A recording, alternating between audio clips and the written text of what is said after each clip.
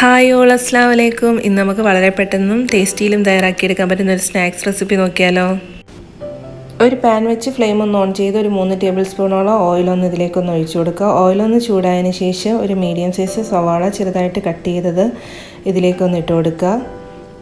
ഇതൊന്ന് ഇട്ട് കൊടുത്ത് 2-3 മിനിറ്റ് ഒന്ന് ചൂടാക്കിയെടുക്കുക. ചൂടാക്കിയെടുക്കുന്നതിന് ശേഷം ചെറുതായിട്ട് കട്ട് ചെയ്ത് വെച്ചിട്ട് സ്ക്വയറായിട്ട് കട്ട് ചെയ്ത് വെച്ചിരിക്കുന്ന ചിക്കനും കൂടെ ഇതിലേക്കൊന്ന് ഇട്ട് കൊടുക്കുക. അതും കൂടി ഇട്ട് കൊടുത്തതിന് ശേഷം ഇതൊരു 5 മിനിറ്റോളം ഒന്ന് മിക്സ് ചെയ്യാം. മിക്സ് ചെയ്യുമ്പോൾ ഇതിൻ്റെ ഒരു വൈറ്റ് കളറായി വരുന്ന ടൈമിൽ ഇതിലേക്ക് നമുക്ക് മസാലകളൊക്കെ ഒന്ന് ചേർത്ത് കൊടുക്കാം.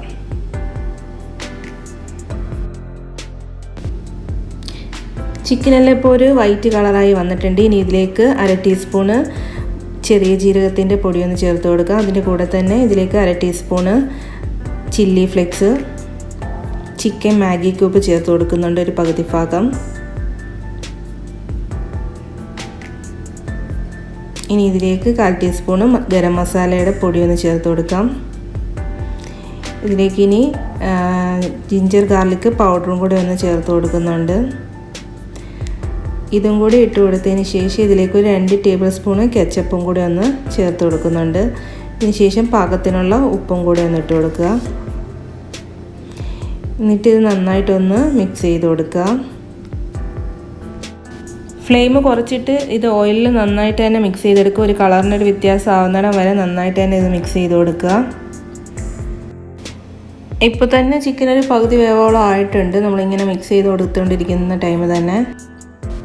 ഇനി ഇതിലേക്ക് കുറച്ച് വെള്ളവും കൂടെ ഒന്ന് ഒഴിച്ചു കൊടുത്തതിന് ശേഷം ഇതൊന്ന് നന്നായിട്ടൊന്ന് മിക്സ് ചെയ്ത് കൊടുത്തതിന് ശേഷം നമുക്കിതൊന്ന് അടച്ചു വെച്ചൊന്ന് വേവിച്ചെടുക്കാം.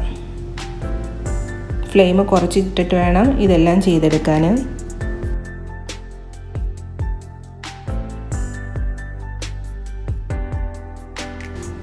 വെള്ളമെല്ലാം വറ്റി ചിക്കനെല്ലാം ഇവിടെ വെന്ത് വന്നിട്ടുണ്ട്. ഇതിപ്പോൾ ഓയിലൊക്കെ തെളിഞ്ഞ് വന്നിട്ടുണ്ട്. ഈ ഒരു പരുവാക്കി ഇതിനെ എടുക്കണം. ഇനി ഇതിലേക്ക് നമുക്കൊരു 1/4 ടീസ്പൂണ് സോയാ സോസും കൂടെ ഒന്ന് ചേർത്ത് കൊടുക്കുന്നുണ്ട്. സോയാ സോസിൻ്റെ ഫ്ലേവർ ഇഷ്ടമുള്ളവർക്ക് ഇതിലേക്ക് 1/2 ടീസ്പൂണ് സോയാ സോസ് ഒഴിച്ചു കൊടുക്കാം. അതും കൂടെ ഒഴിച്ചു കൊടുത്തതിന് ശേഷം നന്നായിട്ടൊന്ന് മിക്സ് ചെയ്യുക. ആ ഓയിൽ തെളിയുന്ന ആ ഒരു പരുവം അതുവരെ ഇതിനെ ഒന്ന് ആക്കിയെടുക്കുക. അതായത് ഇപ്പോൾ എൻ്റെ ഇതിനകത്ത് ഓയിലെല്ലാം നല്ല രീതിക്ക് തന്നെ തെളിഞ്ഞ് വന്നിട്ടുണ്ട്. ഇതാ ഈ ഒരു പരുവത്തിനാക്കി എടുക്കുക. ചിക്കൻ മസാല എല്ലാം ഇവിടെ റെഡി ആയിട്ടുണ്ട്. ഇനി ഫ്ലെയിം ഒന്ന് ഓഫ് ചെയ്ത് വെക്കുക. ഇനി ഒരു ബൗളൊന്ന് എടുക്കുക. ആ ബൗളിലേക്ക് ഒരു 2 മുട്ടയൊന്ന് പൊട്ടിച്ചൊഴിക്കുന്നുണ്ട്.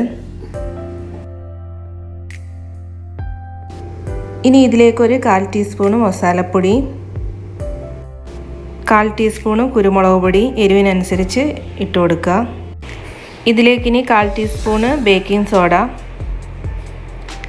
പാകത്തിനുള്ള ഉപ്പ്. ഇനി ഇതിലേക്ക് ഒരു 3 ടേബിൾ സ്പൂണോളം റവ ഒന്ന് ഇട്ട് കൊടുക്കുന്നുണ്ട്. 2 മുട്ടയ്ക്ക് 3 ടേബിൾ സ്പൂണോളം റവ എന്നുള്ള കണക്കിൽ റവയും കൂടി ഇട്ട് കൊടുത്തതിന് ശേഷം ഇതിലേക്ക് കട്ടയൊന്നും ഇല്ലാത്ത രീതിയിൽ നന്നായിട്ട് തന്നെ ഇതൊന്ന് മിക്സ് ചെയ്തെടുക്കുക.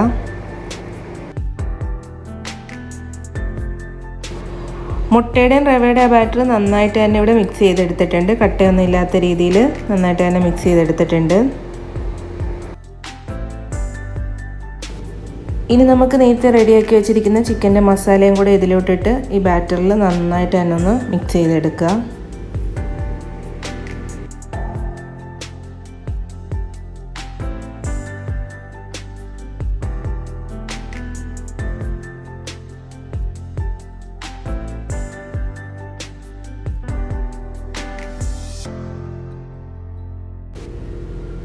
ഇതിവിടെ നന്നായിട്ട് തന്നെ മിക്സ് ചെയ്തെടുത്തിട്ടുണ്ട്. ഈ ഒരു രീതിയിൽ മിക്സ് ചെയ്തെടുക്കുക.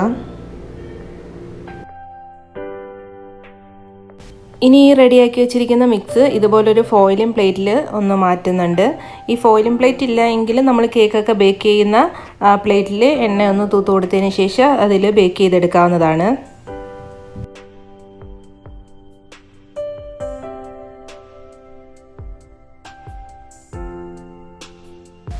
ഇനി ഇതിൻ്റെ മുകളിലേക്ക് ഞാനൊരു തക്കാളി ചെറുതായിട്ട് കട്ട് ചെയ്ത് ഒന്ന് വെക്കുന്നുണ്ട്. തക്കാളി ഇല്ലെങ്കിൽ ക്യാപ്സിക്കോ എന്താണെന്ന് കയ്യിലുള്ളതനുസരിച്ച് വെച്ച് കൊടുക്കുക. ഇനി ഇത് 250 ഡിഗ്രിയിൽ 50 മിനിറ്റ് ഒന്ന് ബേക്ക് ചെയ്തെടുക്കാം. ഇത് ഞാനിപ്പോൾ ഇവിടെ ബേക്ക് ചെയ്തെടുത്തിട്ടുണ്ട്. നമ്മുടെ ചിക്കൻ കേക്ക് ഇവിടെ പെർഫെക്റ്റ് ആയിട്ട് തന്നെ കിട്ടിയിട്ടുണ്ട്. നമുക്കിതൊന്ന് പ്ലേറ്റിൽ നിന്ന് മാറ്റിയെടുക്കാം. ഇത് നമുക്ക് ഓവനിൽ തന്നെ ചെയ്തെടുക്കണമെന്നില്ല, നമുക്ക് പാനിലോ എയർ ഫ്രയറിലോ ചെയ്തെടുക്കാൻ പറ്റുന്ന ഒരു സ്നാക്സ് റെസിപ്പിയും കൂടിയാണിത്.